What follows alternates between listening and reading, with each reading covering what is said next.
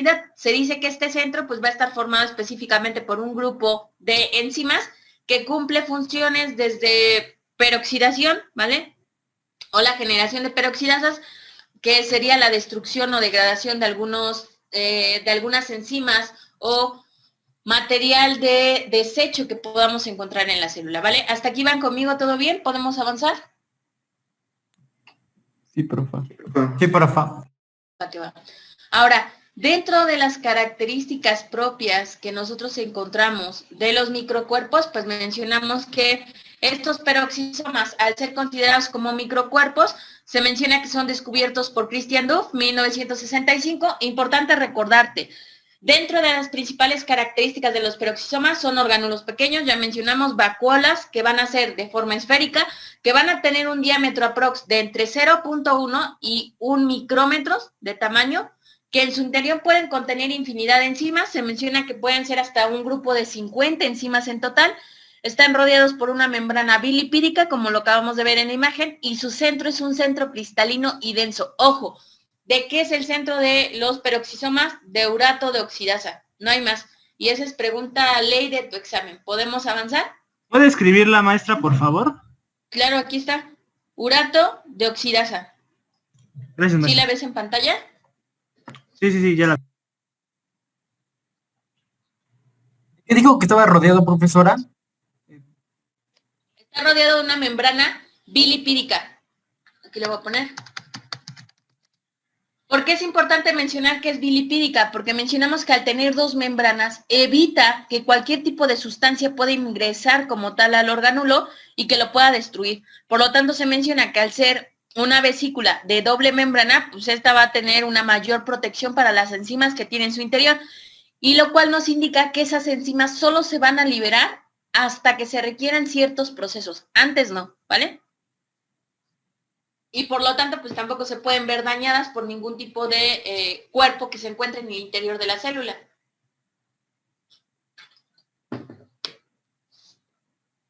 ¿Podemos avanzar? Sí, profe. Sí, profe.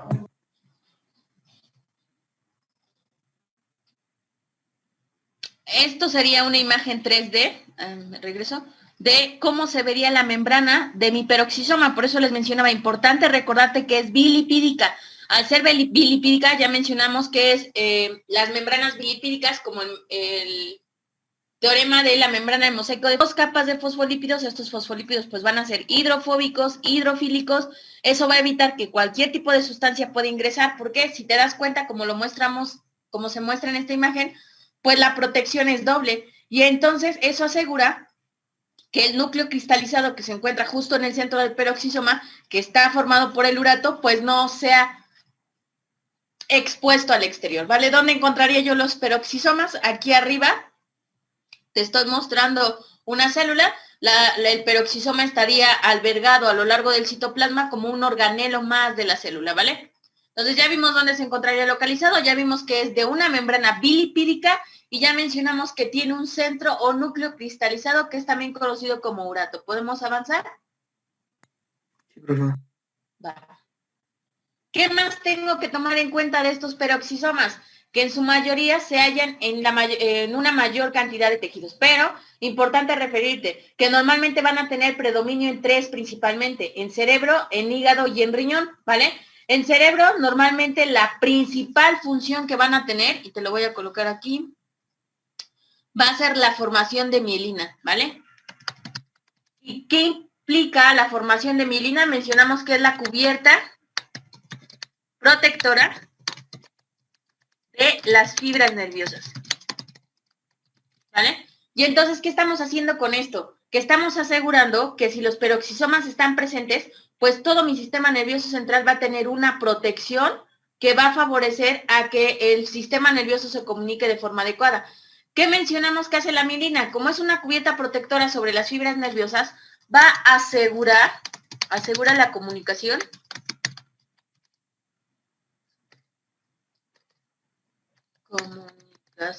eléctrica a lo largo del sistema nervioso central.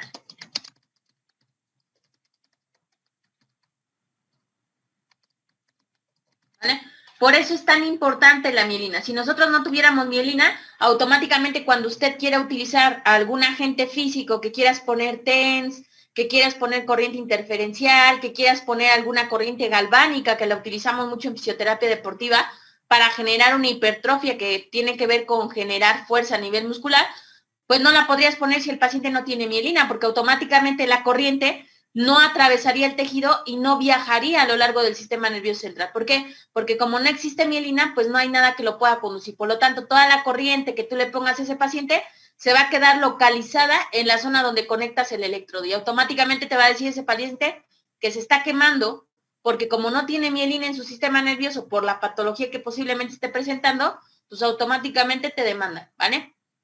Y hablábamos. Además de ello, pues mencionamos que esta mielina puede recurrir sin más ni más a lo que también sería conocido como la sustancia blanca en el mesencéfalo. Recordemos que en mesencéfalo vamos a tener sustancia gris y sustancia blanca. ¿Cuál es la diferencia entre la sustancia gris y la sustancia blanca? Ya que están llevando anatomía, mencionábamos que la sustancia blanca normalmente es la que conduce los estímulos sensitivos y la vamos a encontrar principalmente en los pilares laterales de la médula espinal, y la sustancia gris es aquella que conforma los centros de la médula espinal, así como los centros motores del mesencéfalo, ¿vale? Aunado a ello, pues ya mencionábamos en hígado, principalmente teniendo contacto con los hepatocitos, y finalmente en riñón, que mencionamos que sería con lo que serían las nefronas. Las nefronas son las células características localizadas en riñón, ¿vale? ¿Podemos avanzar, Peques? Sí. Profa, Dígame. hígado dijo contacto con hepatocitos, ¿verdad? Sí, te lo coloco acá. Cuando hablamos de hígado son hepatocitos, las células que encontramos en hígado, ¿vale? Cuando hablamos de riñón, hablamos de nefronas, ¿vale? Gracias. De nada. ¿Podemos avanzar, jóvenes? Sí, profa. Va que va. Sí. Les repito, si tienen algo de alimento y pueden jalarlo a donde están tomando clase, háganlo para que no se queden hipoglucémicos. Porque supongo que tienen ahorita otra clase inmediata. Entonces, cuando hablamos de enzimas en peroxisomas, importante recordarte, cada peroxisoma tiene un centro cristalino. Y ese centro cristalino mencionamos que está formado de urato, ¿no? Pero ¿qué pasa? Además de esos uratos, pues se menciona que puede tener diversa cantidad de enzimas. ¿Cuáles serían esas enzimas que yo podría encontrar en el interior de estos peroxisomas? Peroxidasas, catalasas, oxidasas, uratoxidasas, glucolatoxidasas, aminooxidasas y principalmente, y una de las muy conocidas en Tlaxcala, la enzima luciferasa. Recordemos que en Tlaxcala, aproximadamente en agosto, junio, es cuando se da la vista, ¿no?, de las luciérnagas, y se menciona que es muy popular por los lugares de Tlaxcala. Sin embargo, se menciona que la razón por la cual las luciérnagas prenden la lucecita en la parte posterior de su cuerpo, pues se menciona que es debido a que tienen exceso de enzima luciferasa en la parte posterior. Esta reacciona con cierta sustancia que se genera en su mismo cuerpo y eso hace que generen esta luz o esta radiolucidez que pueden mostrar a través de su cuerpo, ¿no? Y entonces mencionamos, de todas estas enzimas, ¿cuáles van a ser las más importantes para nosotros? Principalmente las catalasas. ¿Por qué? Catalasa hace referencia de corte, destrucción, y automáticamente una catalasa va a ser siempre una enzima que se requiera para degradar, cortar o fraccionar, ¿vale?, alguna sustancia que se encuentre dentro de la célula. Y normalmente la célula siempre va a buscar este tipo de enzima con la finalidad de que ésta se encargue de la chamba, que sería cortar cadenas, por ejemplo, de triglicéridos, cortar, por ejemplo, cadenas de ácidos grasos de cadena larga que pueden tener hasta 22, 23, los famosos HDL, que ustedes ya vieron en bioquímica. ¿Podemos avanzar? La más importante es la catalasa. ¿Sí? ¿Podemos avanzar? Sí, profe. Va que va.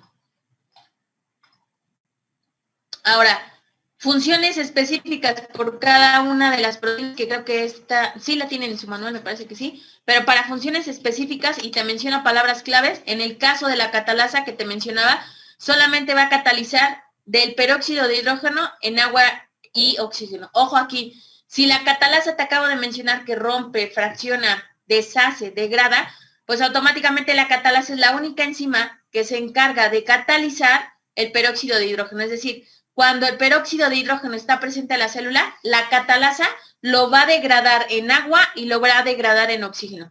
Asimismo, tenemos la urato oxidasa, que se menciona que degrada como tal al ácido úrico en alantoína. El glucolato oxidasa, pues genera una oxidación del glicolato a glicoxilato, que mencionamos que el glicolato se obtiene de una molécula de glucosa, que de este mismo pues se puede obtener energía. La peroxidasa, que normalmente va a catalizar la oxidación de sustratos orgánicos e inorgánicos. El glioxilato, que normalmente permite generar nuevamente glucosa a partir de ácidos grasos, que te mencionaba anteriormente. La oxidasa aminoácido, que se menciona que esta participa principalmente en la desaminación oxidativa de los aminoácidos. ¿A qué nos referimos con esto? Que automáticamente puede destrozar a los aminoácidos que estén en exceso en el cuerpo y puede favorecer para generar energía. Y finalmente la luciferasa, que mencionamos que oxida el pigmento de luciferina, es decir, oxida como tal la luciferina que se encuentra en la zona posterior de las colitas de las luciérnagas, y automáticamente eso libera una reacción térmica que se conoce como bioluminiscencia, ¿vale? Principalmente en los insectos que son conocidos como la familia de la Lampiridae, que no es más que la luciérnaga que nosotros hemos visto. Ustedes, si pueden y tienen oportunidad, pues de ver el vistamiento de luciérnagas en la noche, ¿no? En Tlaxcala, que es de lo más popular. ¿Hasta aquí podemos avanzar? ¿Todo bien? Sí, profe.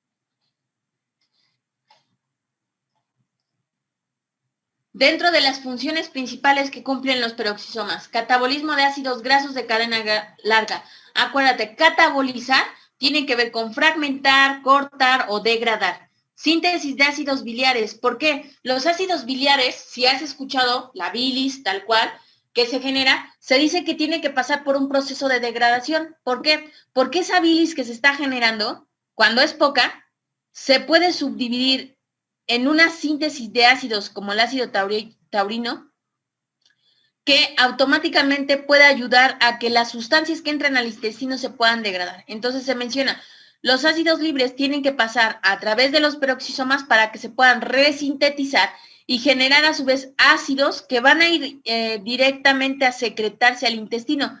Esto con la finalidad de que en el intestino todas las sustancias que se encuentran almacenadas pues se puedan degradar de forma inmediata y así las vellosidades del intestino puedan absorber esos nutrientes, ¿vale? La formación de ecosanoides, que mencionamos que son grasas buenas a nivel de la célula y que pueden generar cambios o pueden activar alguna función celular. Síntesis de plasmalógenos. Los plasmalógenos, por excelencia, son sustancias que me van a servir en la formación de mielina, ¿vale?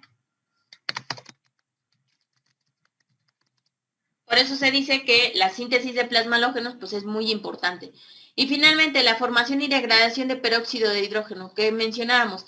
Normalmente cuando la célula está pasando por un proceso de inflamación, por una patología crónica o aguda, pues esta tiende a desencadenar la liberación de peróxido de hidrógeno. ¿Qué es lo que hacen los peroxisomas? Lo acabamos de ver hace rato. Van a cortar al peróxido de hidrógeno, lo van a hacer reaccionar, ¿vale? Y lo van a hacer reaccionar para que éste se pueda catalizar. Y mencionamos que una catálisis es un corte, una degradación. Y esta catálisis va a formar, a partir del peróxido de hidrógeno, agua. Y habíamos dicho que te iba a formar, ¿qué otra cosa?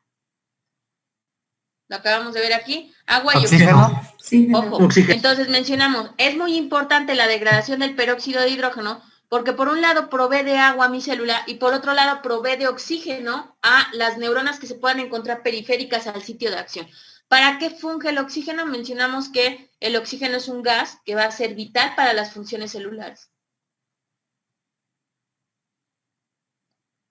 ¿Podemos avanzar? Estas funciones son principales, ¿vale? Estas funciones siempre las debes de tomar en cuenta. Normalmente cuando hablamos, por ejemplo, de padecimientos como esclerosis lateral amiotrófica, ¿vale? Que este tipo de patologías pues hacen referente a que los pacientitos no tienen mielina a lo largo de su sistema nervioso central. Y automáticamente se dice, bueno, pues como no tiene mielina, pues tráetelo a rehabilitación para ver si así puede caminar.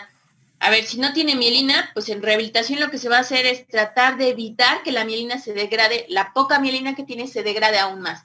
Entonces hay que tomar en cuenta que siempre la rehabilitación que nosotros tengamos con pacientitos que tienen alteraciones, por ejemplo, en este caso, de una malformación genética de peroxisomas, lo que hace la rehabilitación es evitar que el daño siga avanzando, más no quiere decir que le va a quitar la enfermedad al paciente, ¿vale? Es importante siempre saber eso porque, repito, los papás saben que el tratamiento de los peques, al tener, por ejemplo, alguna alteración en peroxisomas que altera como tal a su mielina, pues es un tratamiento de bastantes meses, si no es que años.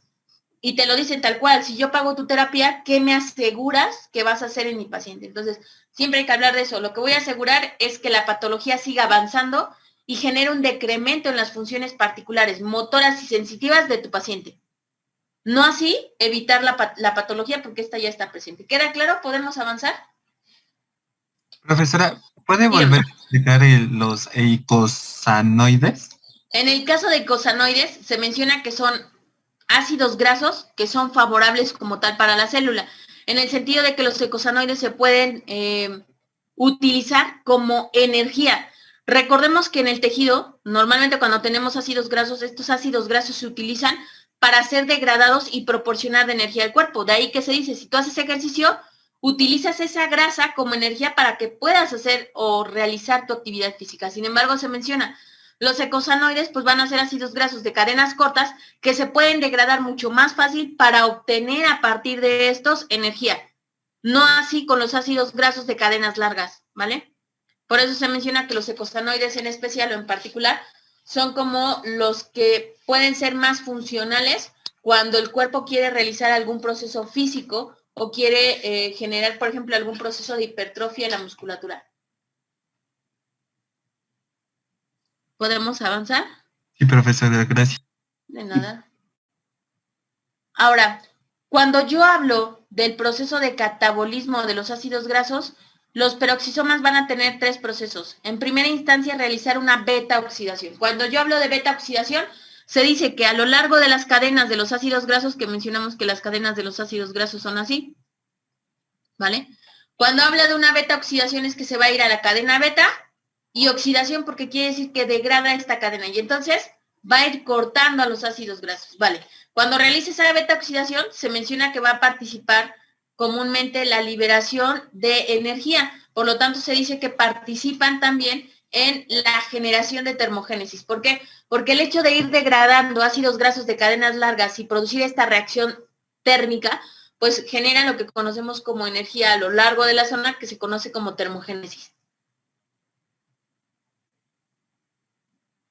Y finalmente, cuando las grasas entran a un proceso de beta-oxidación, yo voy a obtener como producto final la acetilcoenzima A y peróxido de hidrógeno. ¿Y qué hacemos si mis ácidos grasos se cortan?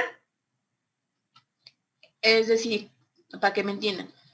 Todo esto lo hacen los peroxisomas. ¿Cómo lo hacen? Tengo a mi cadena larga de ácidos grasos. ¿Qué será una cadena larga de ácidos grasos? Pues hasta 20, 22 carbonos, ¿vale? Y entonces, ¿qué hace la beta-oxidación? Voy cortando las cadenas beta. Ok, ya las corté. Cuando yo hago ese corte, pum, pum, pum, se libera una reacción térmica. Y esa reacción térmica se conoce como termogénesis, ¿vale? Ya liberé la reacción térmica. ¿Y ahora qué voy a hacer? Como hice el corte de todo esto,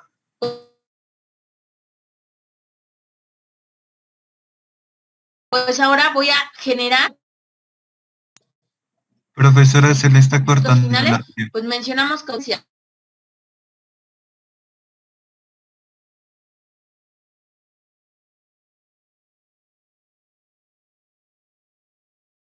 de acetilcolina.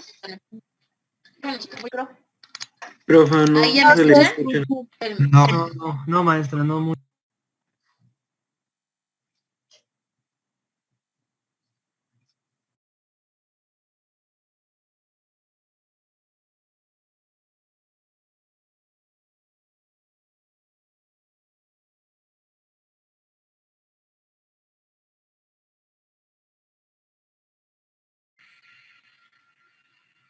Ahí ya me escuchan. Ya, profa. Ya, maestra. Gracias. Ay, ya sé, voy a subir esto y déjenme checar. Y recordemos que nombrábamos a alguien, ¿no? Alan, te voy a poner como hospedador, ¿te parece? Sí, profe. Gracias. Para que no tengamos este problema, a ver si igual se modifica. Ya está, Alan. Vale, regresamos. Entonces te mencionaba, cuando nosotros hablamos de que los peroxisomas realizan todo este proceso de beta oxidación con las estructuras, pues vamos a obtener resultado final que va a ser peróxido de hidrógeno y acetil-CoA. La acetil-CoA, ¿dónde la mando? Al ciclo de Krebs. Y automáticamente, ¿qué voy a obtener? ¿Cuántos 30 ATPs? 36 ATPs, ¿se acuerdan? Y entonces por eso mencionamos, cuando los peroxisomas actúan catabolizando, es decir, cortando las cadenas de ácidos grasos largas, pues pueden generar temperatura en la célula, que se dice que este aumento de temperatura contribuye a procesos celulares, es decir, a la activación de los procesos celulares, y por otro lado, pues contribuye a obtener otro tipo de sustancias, como serían la acetil-CoA y el peróxido de hidrógeno. En el caso del acetil-CoA, pues lo mandamos a ciclo de Krebs y automáticamente obtenemos energía. ¿Qué tipo de energía? Pues automáticamente vamos a obtener hasta 36 ATPs que mencionamos que son funcionales para la célula. Y en el caso de peróxido de hidrógeno, ¿qué obtenemos? Vamos a obtener oxígeno y vamos a obtener agua, ¿vale? Que estos van a ser de igual manera funcionales para la célula. ¿Podemos avanzar? Sí, profe. Va.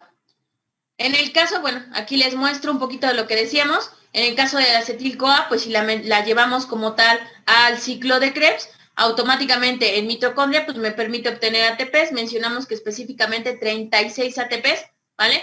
Que son los que se pueden generar por cada catálisis de ácidos grasos que nosotros tenemos. Aquí yo te muestro cómo sería el proceso de catálisis. Si te das cuenta, aquí tengo a mi peroxisoma, tengo a mi ácido graso, ¿y qué pasa? Voy a tener enzimas catalizadoras, que son las enzimas del peroxisoma. ¿Cuáles van a ser esas enzimas catalizadoras? Que te dije que es la principal enzima catalizadora del peroxisoma.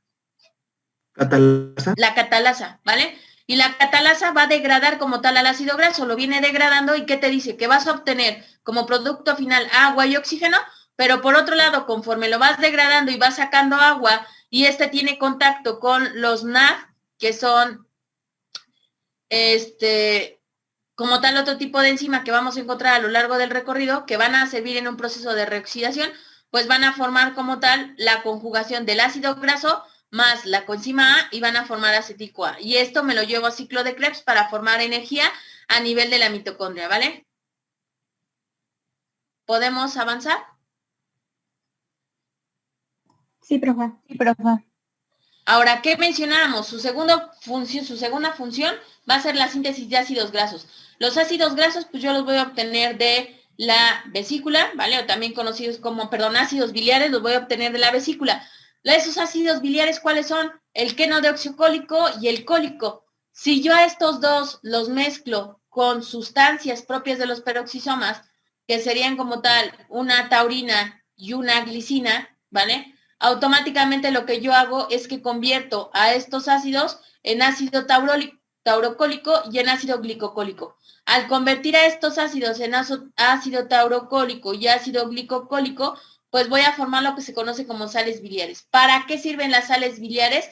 Mencionamos que van a secretarse a nivel del intestino, es decir, se degradan con ayuda de los peroxisomas que están en hígado y ya solo sale las sales biliares. Las sales biliares salen por el conducto colédoco de la vesícula y llegan a desencadenar o a liberarse ligeramente al intestino. Y en el intestino, ¿qué van a hacer? Se supone que las sales biliares se van a encargar de degradar todo el alimento o las enzimas que se encuentran en el intestino delgado.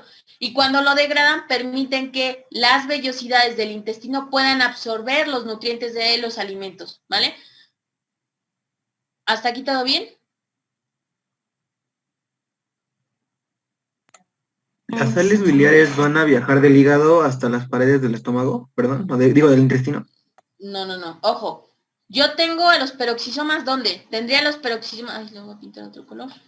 Yo tendría los peroxisomas, ¿dónde? En el hígado, ¿no? Mencionamos hace rato que hay 3 órganos que tienen principalmente concentración de peroxisomas. Hígado, cerebro, ¿y quién más? Riñón. Riñón. Vale.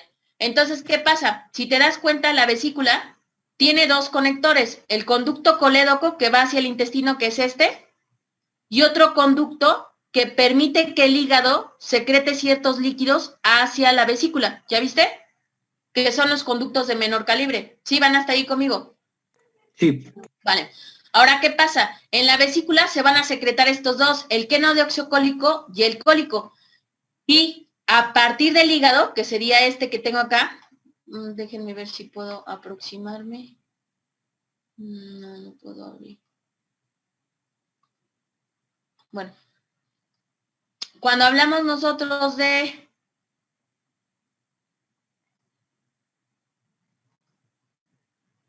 Bueno, ahí sí lo dejamos. Cuando hablamos nosotros de que los peroxisomas secretan ciertas sustancias, pues los peroxisomas van a secretar taurina y glicina, ¿vale? Y entonces, ¿qué van a hacer los peroxisomas? Secretan eso y llega por este conducto, que es el conducto que va del hígado a la vesícula.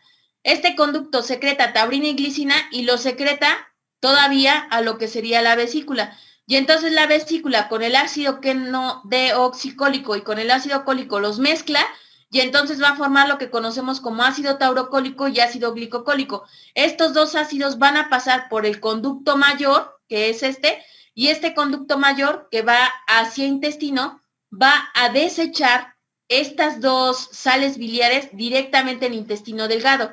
En intestino delgado, pues tú vas a tener como tal los alimentos que están ahí como masas o enzimas grandes todavía, y que se menciona que a la hora que llega las sales biliares y se secretan sobre el intestino, pues esas sales biliares, haz de cuenta que van a activar a las vellosidades del intestino para que éstas puedan absorber a los nutrientes. Por otro lado, las sales biliares, como su nombre lo dice, sales biliares, al ser exageradamente ácidas, lo que hacen es que degradan a los alimentos que se encuentran en el intestino delgado. Esto con la finalidad de que puedan ser reabsorbidos los nutrientes de estos alimentos. ¿Queda claro hasta ahí? Sí, profe, gracias. Sí, profe. Por eso se menciona, por un lado las vesículas son buenas, por otro no, porque cuando te enojas demasiado, pues se te puede acumular exceso de líquido biliar y automáticamente se menciona que pacientitos que tienen un exceso de líquido biliar lo pueden expulsar en forma de vómito, pero ya es cuando automáticamente las sales biliares son excesivas y aunado a eso el paciente no consume nada de alimento, pues ya te imaginarás todo lo que puede generar, una irritación completa a nivel de colon, que pues, el paciente se genera una colitis. Los eicosanoides, que te mencionaba que son estos ácidos grasos que pueden servir para diferentes funciones, que incluso también son consideradas como células de primera línea de defensa en el proceso inflamatorio, pues se dice que da lugar a la formación de prostaglandinas, de leucotrienos, de tromboxanos y de lipoxinas. En el caso de esta familia de eicosanoides, al dar origen a este tipo de células, pues se dice que cada célula está especializada. Las prostaglandinas, por un lado, son consideradas como mediadores celulares, ¿vale? ¿A qué me refiero con mediadores celulares? Ustedes llevan inmunología e histología y te dice que las prostaglandinas, al ser mediadores celulares, van a actuar en un proceso inflamatorio o incluso en una herida. ¿Qué es lo que hacen? Se activan, van directamente a la zona lesionada y lo que buscan es generar como tal un proceso de cicatrización en la zona. En el caso de los leucotrienos son mediadores de la inflamación. ¿Qué pasa? Cuando yo me corto, automáticamente se activa la cascada de las células inflamatorias, que en este caso sería de leucotrienos, que le van a indicar al cuerpo que existe un proceso de inflamación en la zona por una lesión causada. Tromboxanos, mencionamos que viene el proceso de hemostasia. Los tromboxanos son muy parecidos a pequeños émbolos, pequeños trombitos, que se van a encontrar comúnmente alojados en la zona de lesión, porque lo que van a generar es un proceso de hemostasia. ¿A qué me refiero con ese proceso de hemostasia? Que los tromboxanos, si hay una herida, llegan y se colocan todos en fila, formando como una pequeña barrerita, para evitar que esa herida siga sangrando más, ¿vale? Por eso se menciona que es un proceso de hemostasia. Hemostasia hace referencia a que es como si hiciera un taponamiento para evitar la salida de más flujo sanguíneo. Y finalmente las lipoxinas, que mencionábamos que son inhibidoras de la inflamación. Si existe un proceso inflamatorio y las lipoxinas se activan, automáticamente estas son capaces de controlar las funciones inflamatorias en el tejido. ¿Queda claro? Sí, profe. Va. ¿Podemos cambiar, peques? No, maestra, un minuto, por favor. Va que va.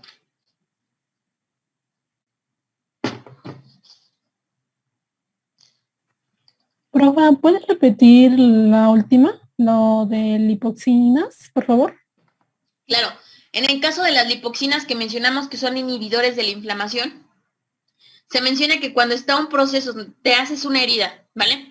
Se genera la cascada de la inflamación. Una vez que se ha cicatrizado la zona, llegan las lipoxinas como si fueran células limpiadoras y comienzan a barrer a los tromboxanos y a los leucotrienos, indicándole al tejido que es un tejido que ya se reparó, que ya se recuperó, que ya se cicatrizó y por lo tanto el proceso inflamatorio tiene que ir cediendo, es decir, tiene que ir desapareciendo. Por eso se dice que leucotrienos, tromboxanos y lipoxinas son células en la primera línea de defensa de procesos inflamatorios. Lo voy a poner acá.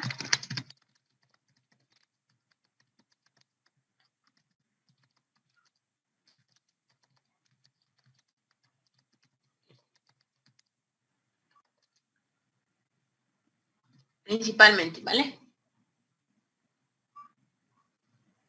Sí, profe, gracias.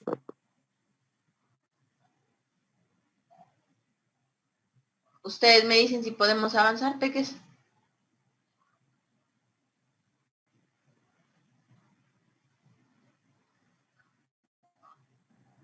Ya, profe. Ya, profe. Va, que va.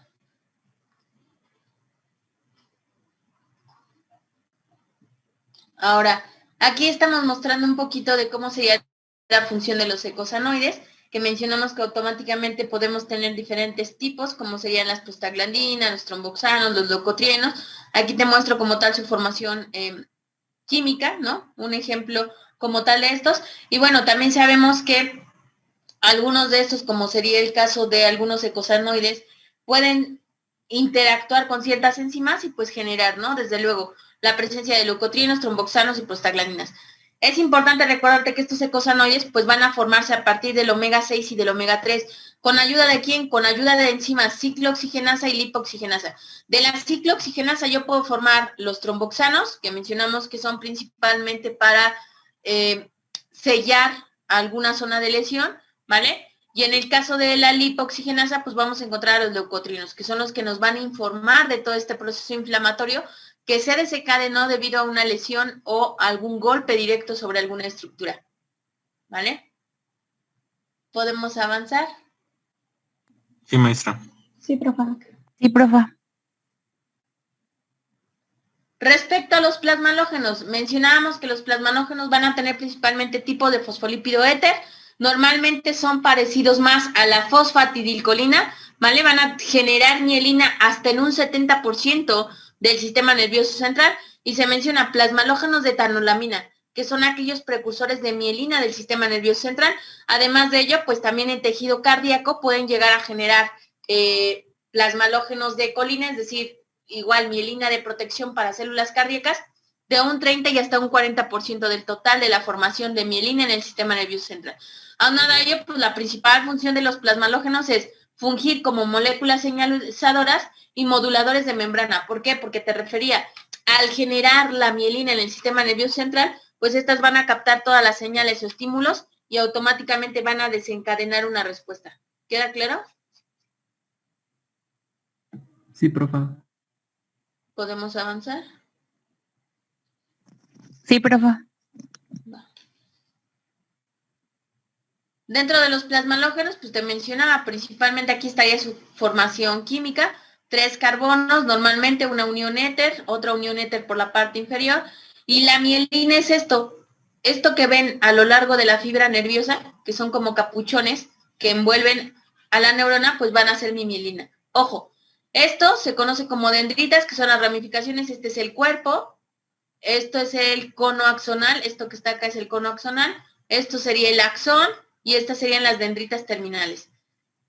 Algún momento me decían, pero ¿para qué la mielina va a ayudar al sistema nervioso si solo le envuelve? Vale, la mielina está acá, son pequeños nodos de mielina que si te das cuenta se van a encontrar separados. Entonces, si están separados, ¿cómo es que cubre la fibra nerviosa? ¿Cómo es que permite que la información nerviosa o eléctrica llegue directamente a esta zona que son los botones terminales? Ah, porque la corriente se origina aquí en lo que conocemos como cono axonal, se origina la corriente, viaja y va a brincar de mielina a mielina. Y entonces se menciona, en el sistema nervioso, la conducción de la información es una conducción de tipo saltatoria y eso hace que la información sea mucho más rápida.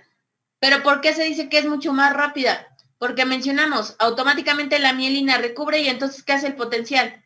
Viaja a una zona descubierta de mielina. En la zona descubierta de mielina se abren los canales de sodio, de calcio, y eso hace que siga la corriente viajando, ¿vale? Por eso se dice que la mielina, además de ser un protector de la fibra nerviosa, ayuda a que la comunicación a lo largo de las fibras nerviosas sea mucho más rápida. ¿Queda claro? Si yo no tuviera mielina, algunos me decían, ¿qué pasa si no tuvieras esto? Pues estaría así mi membrana, ¿no? Estaría aquí mi axón completamente descubierto. Y entonces cuando llega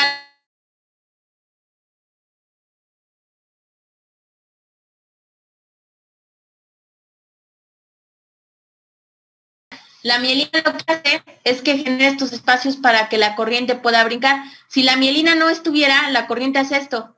Viaja en forma lineal recorriendo todo el axón. Pero ¿qué pasa? Si sale en 100 milivolts, conforme va recorriendo la distancia del axón, llegarían solo 20 milivolts. Y entonces, ¿qué pasa? Esos 20 milivolts no van a servir para nada en las dendritas y no van a generar ningún tipo de respuesta. Entonces, lo que yo quiero es que estos 100 lleguen rápido y lleguen completos. Y entonces lo que hago es que me voy por la conducción saltatoria. ¿Quién me favorece y asegura la conducción saltatoria? La vaina de mielina. La vaina de mielina a lo largo de la fibra nerviosa, ¿vale? Por eso es de las más importantes. Ya tú en fisiología más adelante vas a ver un poco más. ¿Podemos avanzar? Sí, profa. Sí, Va. profe. Vale. Ahora, respecto a la síntesis y degradación del peróxido de hidrógeno, cuando yo tengo peróxido, si yo lo quiero sintetizar, las enzimas que van a ayudar como tal a sintetizar van a ser la urato oxidasa, la glucolato oxidasa y la aminoácido oxidasa. Todas estas van a utilizar oxígeno para poder oxidar los sustratos de estas enzimas y de este peróxido, perdón, y automáticamente mencionamos que cuando se degrada el peróxido, lo que tú vas a obtener es automáticamente un radical libre, que puede ser de hidrógeno principalmente, y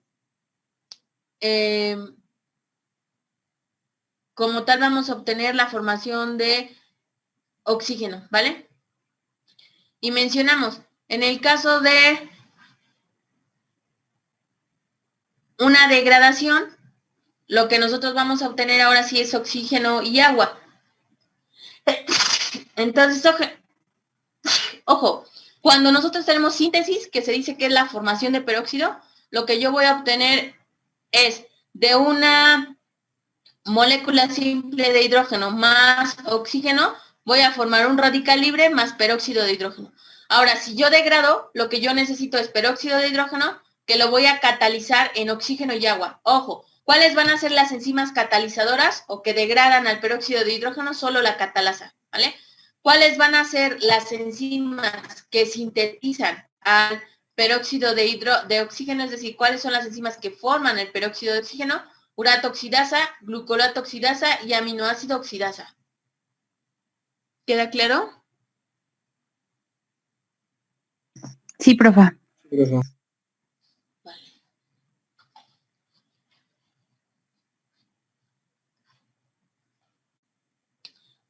No sé por qué no se ve la imagen. Aquí solo mencionarte, vamos a tener algo que se conocen como proteínas peroxisomales. Estas se van a encargar principalmente de codificar al núcleo, es decir, de llegar al núcleo para cumplir una función, que sería la liberación de estas enzimas, que van a generar ciertas funciones, que en este caso sería catalización, ¿vale?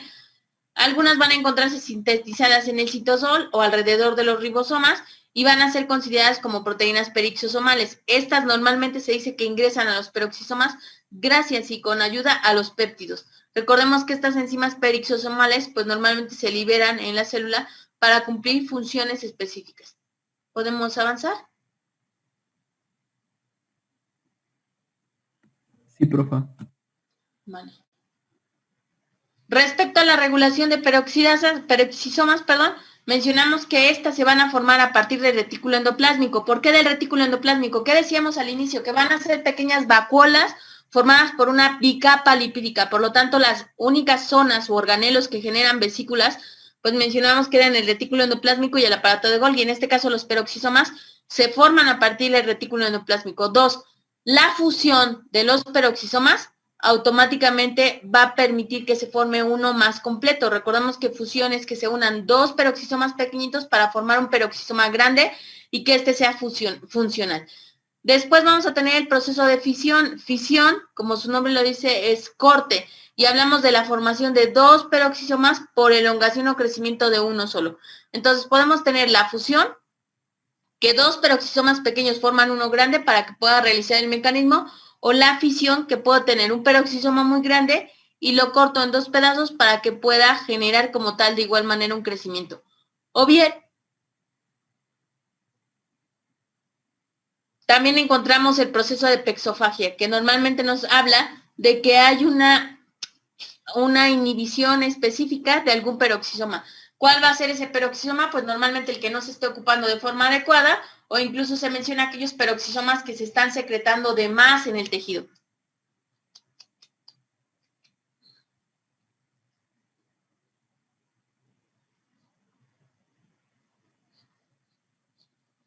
¿Hasta aquí todo bien? Miss, una pregunta. Dígame. ¿En pexofagia serían peroxisomas de más, como que sobran?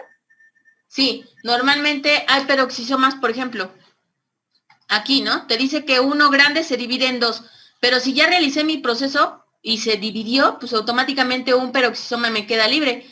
Y mencionábamos anteriormente en los transportadores, ¿no? A veces la célula requiere de ciertos procesos, como sería la fagocitosis, para poder expulsar o sacar de su citoplasma aquellas células que ya no van a cumplir una función. Entonces, como su nombre lo dice, pexo de peroxisoma y fagos de tragar. Lo que hace, en lugar de dejar a ese peroxisoma libre, es que lo degrada, ¿vale? Y automáticamente, pues, ya este peroxisoma deja de convertirse en un daño para la célula. ¿Por qué puede ser un daño si queda libre y queda solito? Porque recordemos que en su interior tiene enzimas peroxisomales que son de una acidez importante que puede llegar a generar un proceso de reacción en los tejidos. Por eso ese peroxisoma libre se tiene que degradar. ¿Podemos avanzar? Sí, profe. Sí, profe. Vale, aquí estaría una biogénesis, bio de vida, génesis de generación de peroxisomas. Yo puedo obtener un peroxisoma grande que se pueden fusionar, mencionamos, voy a obtener vesículas de retículo endoplásmico. Del retículo endoplásmico sale la vesícula y la vesícula mencionamos que salen dos vesículas pequeñitas. Si las dos vesículas pequeñitas se unen, forman un peroxisoma grande. Eso sería la fusión de peroxisomas. Pero si yo divido a un peroxisoma maduro, lo puedo dividir a partir de la fisión. La fisión, mencionamos que automáticamente un peroxisoma maduro se divide en dos peroxisomas funcionales. ¿Queda claro? Entonces, ojo aquí, cuando hablo de crecimiento, hablo de la fusión. Dos pequeñitas se unen para formar una grande. Pero cuando hablo de fisión, que ya es que van a interactuar con los demás tejidos, pues lo que hacemos es que esperamos a que los peroxisomas estén maduros, y si están maduros, ahora sí lo que hacemos es generar el corte para que cada uno pueda desarrollar funciones específicas. ¿Queda claro? Entonces, palabra clave de la biogénesis de peroxisomas: se genera una vesícula a partir del retículo endoplásmico, se da el proceso de fusión para el crecimiento del peroxisoma, se da la maduración del peroxisoma y después se da la división o fisión del peroxisoma. Y se va a dar la división en dos peroxisomas maduros. ¿Queda claro? Sí. Sí, profe. Trastornos peroxisomales que son muy comunes de encontrar, principalmente se dividen en grado 1, grado 2 y grado 3, como lo podemos observar aquí. El primero, que sería aumento o disminución del número de peroxisomas. Cuando yo tengo exceso de peroxisomas, que les decía que si no se secretan van a generar un daño, pues el daño que pueden llegar a generar va a ser principalmente el síndrome de Zellweger o síndrome cerebrohepatorrenal. En algún momento me decían, bueno, pero esos pacientes llegan solo a medicina. Claro que no. En el Hospital del Norte, en el cual tienen un área de neonatos, que es de la cual nos hacemos cargo los fisioterapeutas, pues normalmente son pacientitos que van a solicitar rehabilitación. y algunos médicos sí lo mencionan. ¿Para qué rehabilitación si ve las características que tiene el paciente? Ya no sobrevive. Estos pacientitos normalmente pueden llegar a vivirte aproximadamente 2 meses, 3 meses, si es así, pero la función del fisioterapeuta, y cuando tú haces tu juramento lo mencionas, tú vas a hacer lo máximo posible para que un paciente pueda vivir su vida lo mejor posible, ¿vale?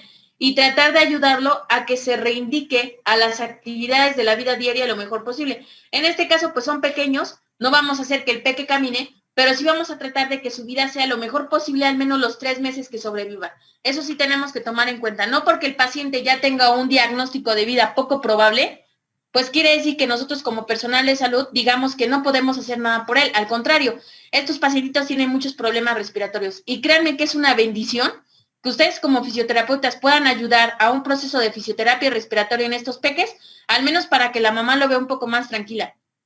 Y eso sí que llegan a fallecer, te duele en el corazón, porque a nosotros nos tocó estar ahí en servicio en el Hospital del Norte, te duele horrible cuando te llegan a decir que los peques han fallecido, pero bueno, estás consciente de que se hizo lo máximo posible e incluso las mamás lo agradecen, porque dicen que se le trató de dar una mejor vida en el periodo en el que sobrevivió el pequeño y eso es lo más satisfactorio, ¿vale? Y mencionamos, en el caso de estos pacientitos, ¿tienen peroxisomas? Sí tienen, pero sus peroxisomas están vacíos, no van a contener como tal la presencia de enzimas.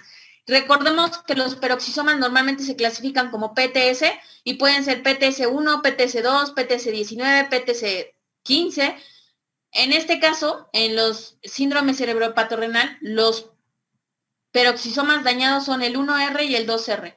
Normalmente se dice que es considerada como una mutación autosómica recesiva que puede generar un daño inmediato en el pacientito. Y las principales alteraciones que podemos llegar a encontrar pues son hipotonía muscular, que nosotros como fisioterapeutas trabajamos en generar un poquito de fuerza, una mielinización incompleta, por lo tanto los estímulos nerviosos están perdidos, pero podemos hacer una técnica de desensibilización en el peque para que deje de tener como esta sensación de convulsiones, malformaciones craneoencefálicas, hepatomegalia y quistes glomerulares, que eso ya se da un tratamiento farmacológico que es el que sobrelleva a los pequeños. ¿Podemos avanzar? Sí, maestra. Vale. Condroplasia punctata rizomélica, en el Hospital del Norte llegamos a tener un solo pacientito. Son pacientitos muy pequeñitos, como lo puedes ver en imagen, que tienen como esta descamación, pero lo más llamativo es que sus extremidades, como puedes ver, son muy pequeñitas. Si nosotros tomamos una RX, pues automáticamente los huesitos no se están formando completamente. Estos peques, normalmente si los acomodas mal en la cama o los abrazas fuerte o brusco, se fracturan. Entonces, ¿cuál es la función de nosotros como fisioterapeutas? Ayudar a fortalecer un poquito más esos músculos para evitar que los pacientitos se fracturen constantemente. Aunado a ello, enseñarle a los familiares cuál sería la manera correcta de tratar y atender a estos pequeños y desde luego la manera correcta de hacer diversas actividades. Estos peques pueden llegar a tener un periodo de sobrevivencia de incluso años, ¿vale? Si se tratan de forma adecuada y si lleva un tratamiento farmacológico adecuado. En el caso de la condrodisplasia, mencionamos que se encuentra un retraso ponderoestatural, que mencionamos que es este acortamiento en las extremidades, ve su húmero, ve sus claviculitas, aquí está un pedacito, aquí está otro, aquí estamos viendo el omóplato que es muy pequeñito, ¿vale? Va a presentar dismorfia facial, la dismorfia facial es esto que ves, checa su labiecito, que automáticamente ya está en contacto inmediato con su naricita. Ay, me salí. ¿Me das chance de compartir, compañero? Sí, profe, pero ¿dónde le pongo? Dale abajito donde te dice compartir pantalla. Ahí le das compartir para varios y ahí ya me dejas compartir a mí. ¿Sí puedes? No me aparece la opción, profe. Solo me aparece lo de compartir pantalla, pero no me aparece lo de el de para varios. O te puedes dar de baja como anfitrión y ahorita te vuelvo a dar de alta. Ok, sí, profe. Por favor, mil gracias. ¿Tengo que poner a alguien más de anfitrión? Sí, a mí, para que yo te pueda compartir. Ya, listo, profe. Muchas gracias. Bueno, ya no nos faltaba esto. Entonces mencionamos, en el caso de estos pacientitos, automáticamente la función de nosotros es evitar que se estén fracturando. ¿Cómo lo hacemos? Ustedes van a llevar órtesis y prótesis y generan ciertas órtesis para evitar que los bracitos pues todo el tiempo estén en semiflexión, que a un movimiento brusco se puedan llegar a fracturar. Y les decía, lo de la dismorfia facial, pues es este daño que se ve inmediatamente, su naricita está muy pegada al labio superior, las mejillitas automáticamente no tienen como una división y se ve como una cara en forma de globito. Entonces es muy, un poco feo para las mamás porque piensan que el bebé no se va a desarrollar de forma adecuada, pero conforme va creciendo va adquiriendo otro aspecto facial más favorable. Espasticidad y retraso mental. Nosotros como fisioterapeutas vamos a trabajar en esa espasticidad a través de electroterapia principalmente, y es importante que sepas dosificar y desde luego colocar de forma adecuada los electrodos para que el pacientito no se pueda dañar. Aunado a ello, pues mencionamos que este pacientito igual tiene hepatomegalia, cataratas, las contracturas que son con las que vamos a trabajar, y créanme que es una bendición trabajar con estos niños porque aprendes muchísimo y desde luego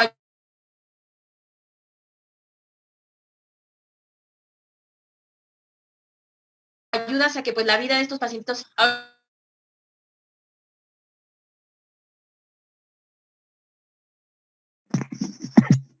Profesora, se está cortando mucho su... ahorita me parece que ya tiene 8 años, pues ya. ¿Ahí ya me escuchan? Sí, pero se Sí, dejó de escuchar desde hace rato. Se dejó de escuchar. Déjenme checar. Ya, creo que ya. Ya. ¿Ahí ya me escuchan? Ya, profesora. Ya Ya. se escucha. Les mencionaba, en estos peques, lo que ustedes van a hacer es una órtesis. Ustedes van a llevar una materia que se llama órtesis y prótesis, ¿vale? Y ahí te enseñan a hacer órtesis con yeso, que son las que tú tienes que forrar, medir, para evitar que el pacientito pues adopte esta posición forzada en sus bracitos, en sus piernitas, y así le ayudas también a evitar las fracturas, que son las más comunes en estos pacientitos. 2, comúnmente les mencionaba, es una bendición trabajar con ellos porque los ayudas en sus primeros años de vida. Y, por ejemplo, a mí el que me tocó trabajar en el Hospital del Norte, ahorita, gracias a Dios, tiene 8 años, me parece.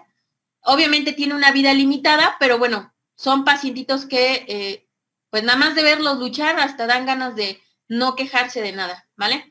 ¿Podemos avanzar? Sí, profe. Otra de las patologías es deficiencia por proteínas de peroxisomas, que una de estas patologías es la adrenoleucodistrofia ligada al cromosoma X. Esta es la famosa película de Lorenzo, si la han leído, que menciona que hay un exceso de acumulación de ácidos grasos, y estos ácidos grasos pues generan una lesión directa sobre la mielina, dañan glándulas suprarrenales y dañan testículos.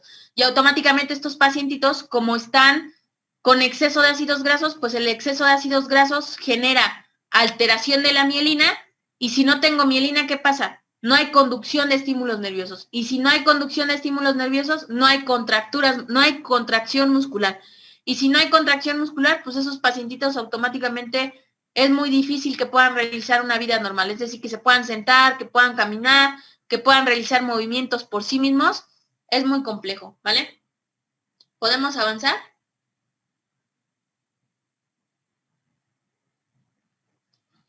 Hola. Sí, profe. Sí, profe. Profe. Aquí estaría un ejemplo. ¿Qué hacen los ácidos grasos? Los ácidos grasos se acumulan directamente a nivel de la mielina, y lo que hacen los ácidos grasos es comenzar a degradar a la mielina. Repito, si tú no tienes mielina, ¿qué es lo que pasa con un cable cuando tú le quitas la protección de plástico y lo pones como para cable de luz? ¿Puede explotar? Hay un corte. Haces un corto Empieza a y calentar. automáticamente va y funciones. Lo mismo pasa con tu sistema nervioso. Como ya no tiene mielina, pues el paciente no es capaz de realizar contracciones fisiológicas. Y una contracción fisiológica en el músculo es aquella que te permite realizar un movimiento. Es decir, para que tú estés ahorita sentado en una silla, se están contrayendo tus glúteos, se está contrayendo tu abdomen y se están contrayendo tus paravertebrales. Si tú tuvieras lo que conocemos como adrenoleucodistrofia ligada al cromosoma X, automáticamente no podrías estar sentado. ¿Por qué? Porque tu abdomen no responde, porque tus glúteos no responden, porque tus paravertebrales no responden. Y son pacientitos que, como lo vemos en pantalla, la mayoría del tiempo están acostados. Viene la fisioterapia, sí, pero aquí va a depender muchísimo más de la farmacología para el paciente. La catalasemia o también enfermedad de Tajahara es normalmente endémica de Japón, que quiere decir que solo se da en Japón, ¿vale? Normalmente es por la ausencia de la enzima catalasa. Aquí, a diferencia de los pasados, que era que no teníamos peroxisomas, aquí lo que no tenemos es catalasa y por lo tanto tenemos un exceso de peroxisoma, ¿vale? Y mencionamos, en estos pues hay una alteración del gen CAT, de la catalasa del cromosoma 11, se ve muy evidente la infección en la boca, principalmente de encías y amígdalas, así como la presencia de ulceraciones, como lo vemos en pantalla, ¿vale? Y normalmente el medio de diagnóstico es aplicar agua oxigenada, una gota sobre la sangre del paciente, y lo que nosotros vamos a observar es que no hay reacción de la sangre con el peróxido. Y automáticamente eso nos está diciendo que pues, el paciente no tiene la enzima catalasa presente. Si yo tengo modificación de genes, pues puedo encontrar alteraciones como son conocidas como síndromes de delección contigua, que podemos tener adrenoleucodistrofia y alteración de cromosoma X28, que normalmente estas, pues, me pueden llevar igual a una alteración principalmente a nivel de renales y a nivel del sistema nervioso central. ¿Hasta aquí todo bien? Sí, profe. Sí, profe. Recordemos el uso del peróxido, normalmente es generar una reacción oxidativa y en esa reacción oxidativa pues sabemos que puede dar incluso el blanqueamiento, ¿no?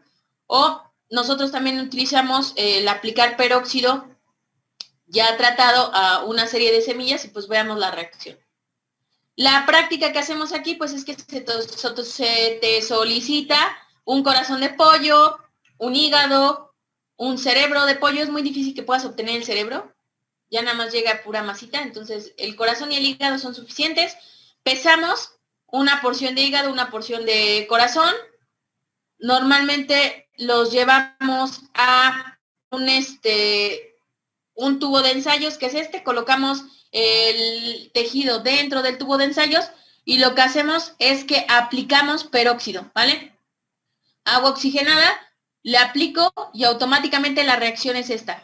¿Qué es lo que está pasando aquí con base a todo lo que acabamos de mencionar? Está reaccionando La ajá, catalasa. en la catalasa que se encuentra en el hígado y en el corazón, en el tejido del corazón, ¿no? Exacto, mencionamos que el hígado y el corazón no está reaccionando, exacto. Mencionamos que el hígado tiene un exceso de peroxisomas, ¿no? Es un órgano que se encarga de resguardar peroxisomas.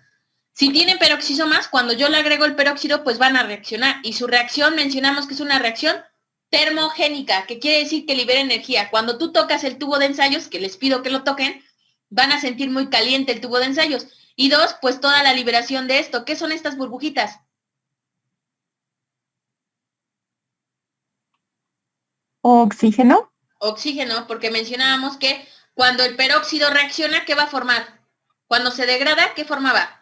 Agua y oxígeno. ¿Vale? Ojo con eso. Palabras claves de tu examen. Si se degrada el peróxido, forma agua y oxígeno, que es lo que estamos viendo aquí. Y solo va a tener reacción aquel órgano que contenga peroxisomas. Como bien lo mencionaba el compañero, el corazón no lo mencionamos como un órgano especial que pueda contener peroxisomas. ¿Cuáles son los órganos que tienen peroxisomas?